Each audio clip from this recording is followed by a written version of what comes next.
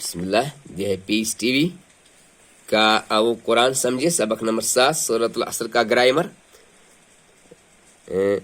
حرف جر کا ترجمہ جو فعل کے ساتھ آئے اصل زبان اور ترجمہ کی زبان پر منحصر ہوتا ہے. اس کے لیے ہر زبان کا اپنا قاعدہ ہوتا ہے. مثلا آمنت باللہ ای بلیوڈ ان اللہ، میں اللہ پر ایمان لایا.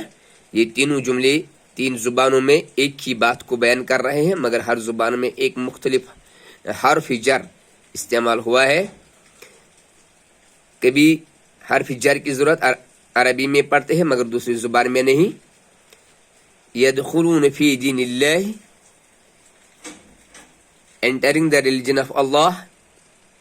اغفر لی، forgive me.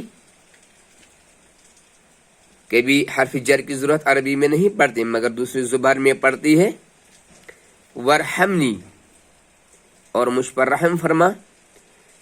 قنی عذابک، تیرے عذاب سے بچا. حرف جر کے بدلنے سے معنی بدل جاتے ہیں، جیسے لکڑی سے مارا، لکڑی کو مارا.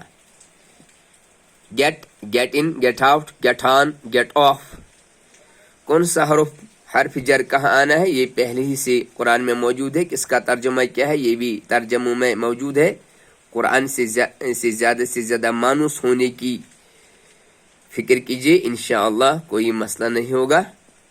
تو شکراً.